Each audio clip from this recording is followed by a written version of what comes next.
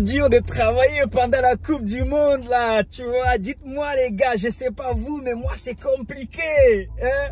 Mais bon, on va rester fidèle au poste, rester fidèle au poste. Attends, il me manque quelque chose, je pense. Il me manque quelque chose, hein. J'espère que tu vas bien. Oui, oui, la vidéo a commencé. Je suis pas en off, je suis en direct. C'est comme un direct là. C'est une vidéo spéciale, Coupe du Monde. En même temps, dans ma tenue de driver. Donc, pour ne rien manquer, comme d'habitude, restez là. On va parler des choses sérieuses aujourd'hui. On va parler des choses. Une vidéo, je crois pas que tu la trouveras sur les réseaux. Cette vidéo-là, si tu en trouves une équivalente, envoie-la moi. D'actualité, on va parler des voitures. Faut-tu acheter une voiture en cash ou en leasing, crédit, tout ce que tu veux. On voit ça tout de suite dans cette vidéo. Donc, stay tuned, you know.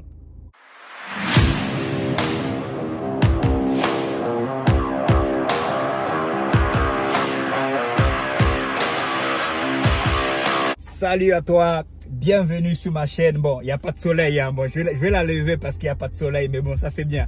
Bienvenue encore une fois de plus sur ma chaîne. Moi, je m'appelle Andersen, entrepreneur VTC, taxi parisien depuis environ 8 ans maintenant, et ma chaîne Autobricolage est là pour donner un retour d'expérience, un point de vue différent pour essayer d'enrichir des personnes, d'instruire certaines personnes, des choses que tu ne verras pas forcément dans les centres de formation de VTC ou des taxis, le pratico-pratique, des choses du tac au tac.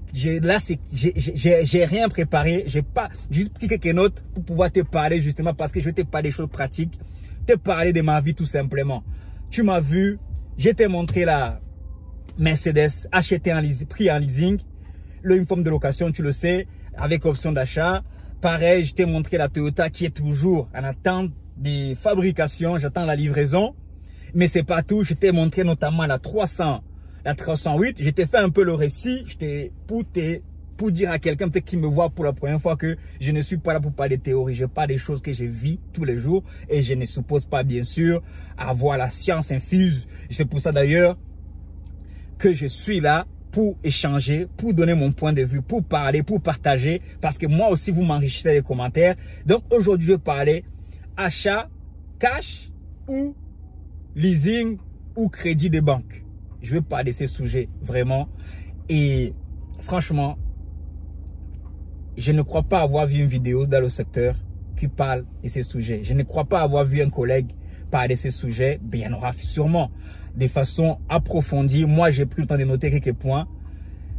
Afin que toi-même, à la fin de cette vidéo, tu puisses me dire si je suis à côté de la plaque, si moi je me trompe. Parce que je pars tout de suite du principe que moi, j'observe des entreprises. Je prends le temps aujourd'hui. On prend le temps. Tu vas pousser à qui ça intéresse, ils vont regarder jusqu'à la fin. Parce que j'ai noté 4 points pour et 4 points contre. Et en écoutant, Tom, tu vas me dire dans les commentaires si au final tu es pour ou si tu es contre. Ça va être une petite longue vidéo que j'ai pas l'habitude de faire. Mais ça en vaut vraiment la peine. Parce que c'est l'achat des voitures, c'est au centre de notre métier. Parce que c'est notre outil de travail, c'est les voitures. Donc, le truc consiste tout simplement, tu es pour le crédit ou contre le crédit. Tu préfères acheter cash. Moi, j'étais comme ça avant. Tout clairement, moi, j'étais comme ça. Je voulais acheter quand j'ai l'argent. Je pensais qu'il fallait que j'attende d'avoir l'argent pour acheter. Mais je me trompais parce que entre le temps que je tends pour avoir cet argent, je peux déjà commencer à gagner de l'argent avec une voiture que j'ai pris en leasing. Donc, tu comprends tout de suite que je suis, même si j'utilise les deux méthodes, je préfère plus la méthode où tu prends un crédit à la banque. Si tu sais ce que tu fais, bien évidemment, même si tu sais pas ce que tu fais. Parce que moi, quand j'ai commencé, je suis pas toujours sur moi en fait, c'est sur mon histoire personnelle. Quand j'ai commencé en 2014, j'ai commencé avec une 508 pardon, que j'ai acheté autour des, je crois, 10 500 €. Et les 10 000 €, je les avais pris j'avais pris un crédit. D'ailleurs, pire que ça, j'avais pris un crédit de consommation. Ce n'est pas de ça qu'on parle. Je parle en termes professionnels. Crédit de consommation, c'est autre chose. Il ne faut pas prendre des crédits de consommation. Je ne te conseillerais jamais d'en prendre. Mais bon, tu fais ce que tu veux. Tout dépend. J'avais pris crédit de consommation. J'ai acheté une voiture pour moi. J'ai déjà dit ici sur cette chaîne.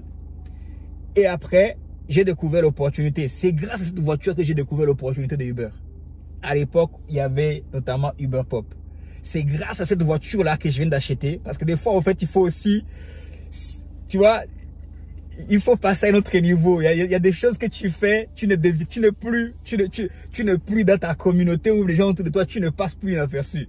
Et quelqu'un, notamment dans ma communauté, m'a appelé pour me dire, loue-moi ta voiture, j'ai envie de faire du Uber avec. Je dis, mais c'est quoi Uber déjà? Donc, du coup, j'ai zappé. Mais comme j'étais ami avec cette personne, sur Facebook, j'ai vu qu'il avait liké la page Uber. C'est là que je suis allé cliquer sur son like, sur la page Uber, pour savoir un peu de quoi il m'avait parlé, pour savoir dans quoi il voulait faire avec ma voiture. Et c'est comme ça, pour faire court, que je découvre l'opportunité de Uber. Moi-même, je me dis, écoute, s'il voulait gagner de l'argent avec ma voiture, alors que je vois que moi aussi, actuellement, je peux gagner de l'argent, j'ai tenté l'aventure, je me suis inscrit, je connaissais rien du tout. Et j'ai fait confiance et j'ai commencé à gagner de l'argent. Et pour finir cette partie historique de l'histoire, j'ai tout de suite commencé à doubler mon salaire. J'étais intérimaire, j'étais dans un contrat de 6 mois à peu près dans la télécom. Et franchement, ça avait été renouvelé une fois. J'étais sur le point de basculer sur un CDI. Mais quand j'ai commencé à doubler mon salaire, en faisant du Uber, même voire plus, j'ai commencé à négliger mon poste. D'ailleurs, c'était bon, les rêves de jeunesse, hein, je n'ai pas trop négligé, mais en gros, à la fin du contrat, c'était clair, je ne voulais plus rester. Et du coup, on m'a dit bye bye. J'ai dit bye bye aussi. Et j'ai continué dans mon projet. Et en moins de 2 ans, j'ai eu 6 véhicules. Je t'ai parlé d'histoire parce que pour te dire, en fait, j'ai eu 6 véhicules. Et le premier, c'était justement un crédit de consommation. Le deuxième, je crois que je l'ai acheté cash. Le troisième, j'ai pris pareil, un crédit à la DI. J'ai pris un crédit à la DI pour acheter le troisième. Et peut-être le troisième. Et le quatrième, je crois, je suis allé encore prendre, je suis allé prendre un premier leasing chez Peugeot.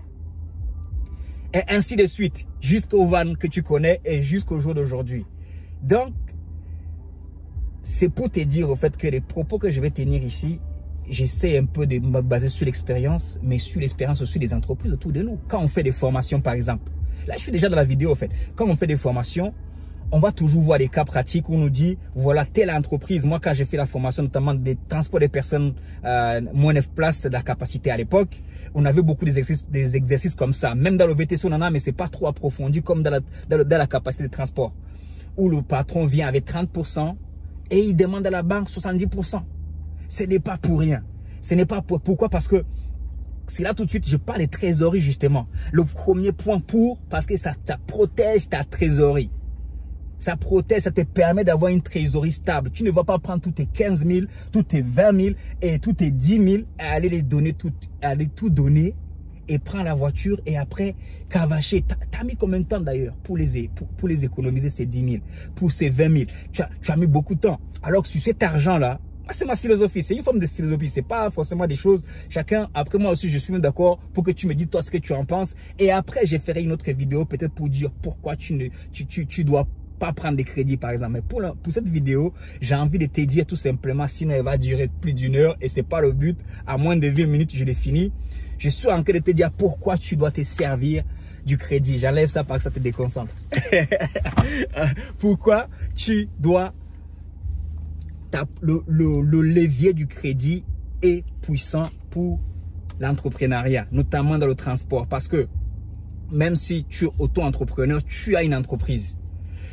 Au lieu de prendre tes 10 000 euros, tes 20 000 euros et aller tout donner à une personne, prends peut-être 5 000 euros d'apport, prends une voiture parce que tu prends une voiture et tu gardes encore parce que ça te permet justement de protéger ta trésorerie et ça te permet de pouvoir travailler de façon plus motivée. Tu sais, il y a une perte de motivation. Ça, c'est notre point. C'est un deuxième point.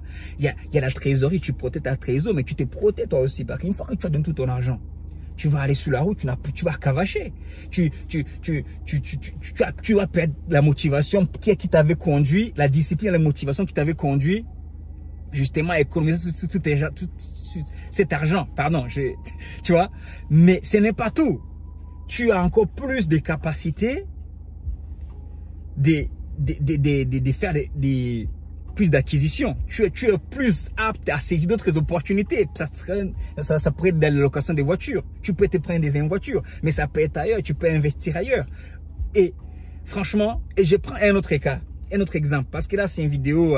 Voilà, j'ai fait vite pour aller regarder le match. Hein. Tout à l'heure c'est le match. Donc, mais il fallait que je fasse une vidéo cette semaine parlant du business justement, parlant le cœur du métier.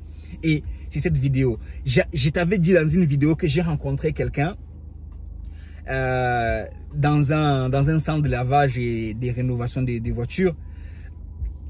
Un collègue qui vient d'acheter une classe S, il a acheté la classe S tout cash 100 000 euros. Il me disait, voilà, j'étais curieux, j'étais impressionné. Il me dit, ça va, ça se passe bien pour toi. C'est très bien. Au début, j'étais admiratif. Mais il y a des choses à admirer dans ce qu'il a fait de toute façon, quoi qu'il en soit. Quel que soit ce que je pense de ça, il y a des choses à admirer. Mais est-ce que c'est la bonne chose à faire pour un entrepreneur? Non. Demande à qui tu veux, demande à tout. Parce que quand on dit entrepreneur, les gens pensent tout de suite, les gens qu'on voit tous, les entrepreneurs, d'ailleurs la majorité des entrepreneurs, ils sont pas sur YouTube comme Andersen et tout ce que tu connais. Les entrepreneurs, toute personne qui a une entreprise, c'est un entrepreneur. Demande-leur comment ils font. Demande-leur s'ils vont prendre 100 000 euros dans leur trésorerie pour aller acheter une voiture. Jamais de la vie. C'est des cas rares comme le monsieur, avec tout le respect que je lui dois bien sûr. Mais j'étais juste curieux de savoir, mais comment tu as fait pour épargner 100 000 euros donc le métier, moi je suis à côté de... Après il travaille pour un grand groupe aussi dans le luxe, de 30% des luxe ici à Paris, mais après il m'a dit aussi qu'il a dû vendre sa classe E, tu vois. Ça j'ai mieux compris, il a dû vendre sa classe E, je crois à 40 000, c'est comme si moi je me dis ok, à la fin de ça, c'est ce qui n'est pas mauvais, hein. Je vends ma classe E, je bascule sur une classe S, j'ai peut-être économisé 60 000, mais des fois je me dis, mais il aurait pu avoir les deux, il aurait pu avoir la classe E et avoir la classe S.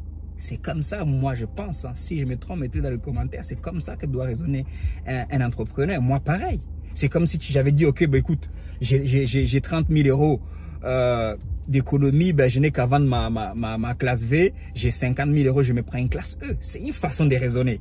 Mais ce n'est pas une façon de raisonner de quelqu'un qui veut qui veut se développer de façon concrète, qui aborde le sujet de façon entrepreneuriale. Moi, j'ai la même équation pour lui et pour moi. Voici la différence. C'est pas juste pour parler. Je donne des conseils ici. Il y a des gens qui vraiment, ça va changer la vie. Ce que j'ai dit ici, ça va te changer. Parce que moi, ça a changé ma vie depuis que j'ai commencé moi aussi à écouter ces genres de conseils. J'ai gardé le van. Mon van actuellement, il est en location. Il est en location. D'ailleurs, big up à la personne qui l'a loué. Je sais qu'il me regarde.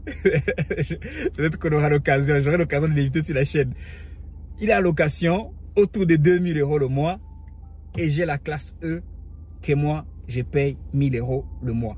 Et je gagne de l'argent avec et le van. Ici ça, c'est au bouet your mindset aussi. C'est l'autre défi de cette chaîne. Making you,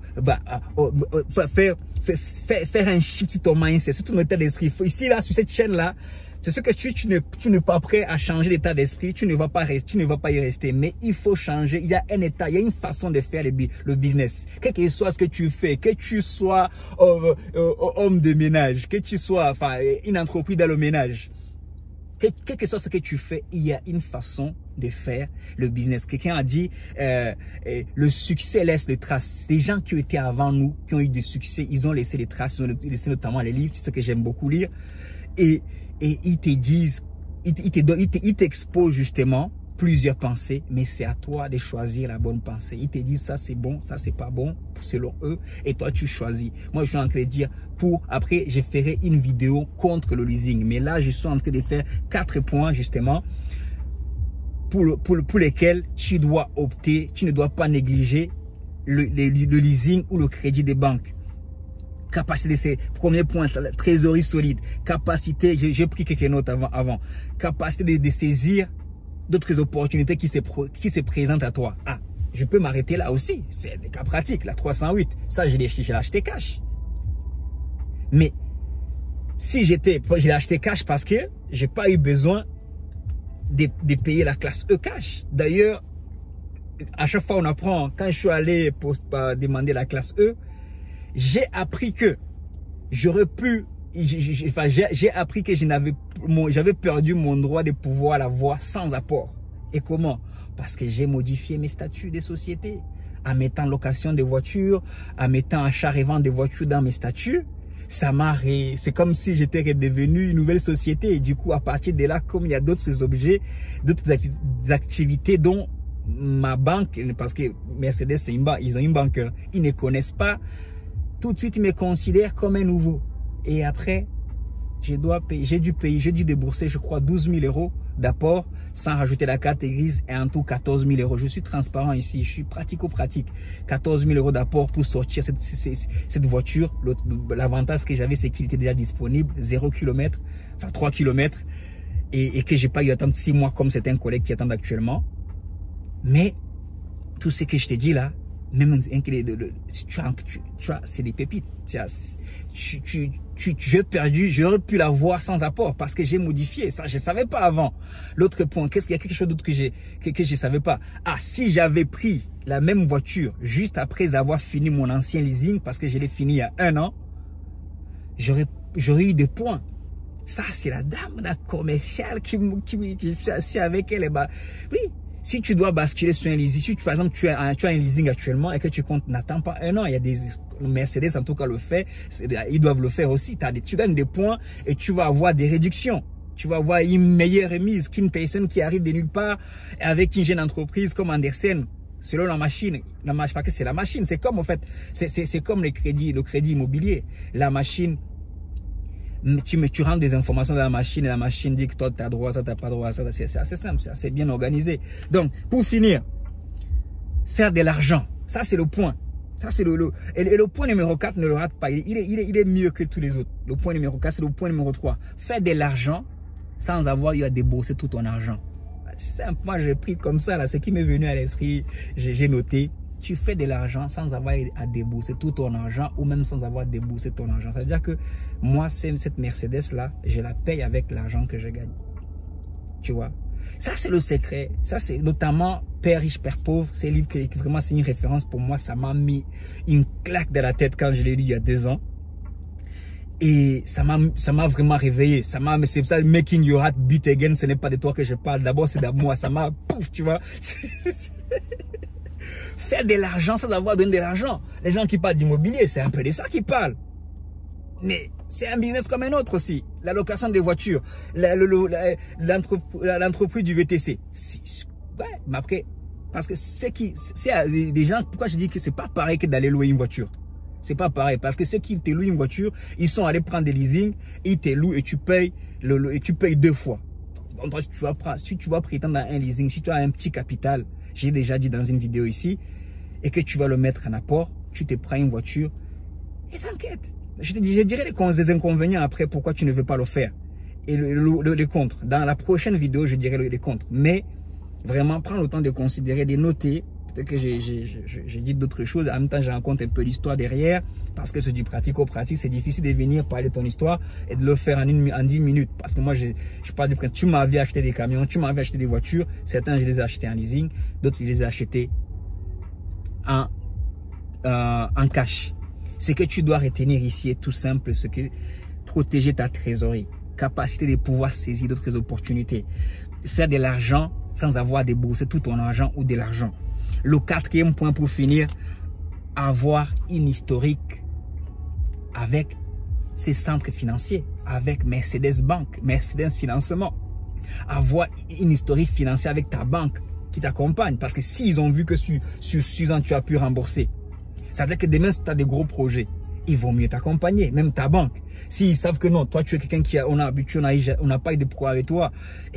Et justement, au fur et à mesure que tu gonfles, et au fur et à mesure que tu restes dans la durée, tu es plus crédible. C'est normal. Et ça vaut de l'or. Avoir une historique, c'est les chiffres. Parce que c'est pour ça qu'on te demande des bilans. C'est pour ça que quelqu'un va te dire, pour pouvoir investir en immobilier en tant qu'entrepreneur, il commence déjà par les 3 bilans minimum. 3 bilans minimum parce que les chiffres ont un sens. Dans les affaires, les chiffres ont un sens. Ils savent où est-ce que tu dépenses ton argent, comment tu fais ton argent. C'est pour ça que quand tu vas chez Toyota ou chez Mercedes, ils vont te demander tes 3 derniers relevés des comptes personnels et des sociétés.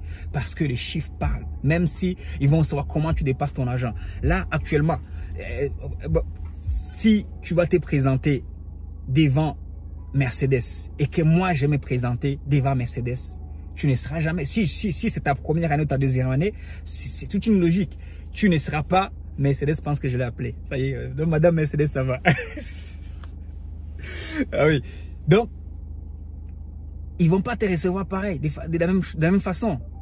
Ils ont l'historique. Ils ont ton historique. C'est pour ça qu'il y a tu as droit à des réductions que l'autre n'a pas droit. Ils connaissent ta capacité justement à pouvoir rembourser. Ta capacité d'emprunt, c'était un peu ça comme ça, dans ta banque.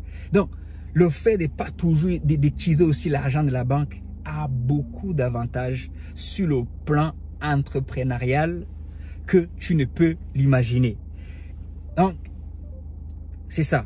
C'est, comme j'ai dit, c'est une vidéo un peu, c'est comme un live. Là, tu vois, il est 15h, il est 15h20. Bientôt, ça sera le match. Mais prends le temps de noter les points. Et dis-moi dans les commentaires s'il y a des choses où j'ai été trop rapide, où je n'ai pas été assez clair. Le but de façon concrète comme moi. Parce que là, le 4e point par exemple, une personne qui a dans sa flotte 6 voitures n'est pas traitée comme une personne qui n'a qu'une voiture. Ça, j'ai pas. Parce que moi, j'ai eu dans ma flotte 6 voitures. J'ai fait faillite. J'ai gardé qu'une voiture. Avec la loi qui a changé, la loi Grand Guillaume. Mais aujourd'hui, je me suis dit, ok, comment je peux remonter encore, à avoir plusieurs voitures comme à ce moment. C'est peut-être pas le même business model, c'est peut-être pas les mêmes rentabilités, mais je me suis dit notamment la location et l'achat-revente de véhicules pourrait être intéressant. Avec l'expérience que j'ai, je pourrais faire quelque chose dans ces domaines.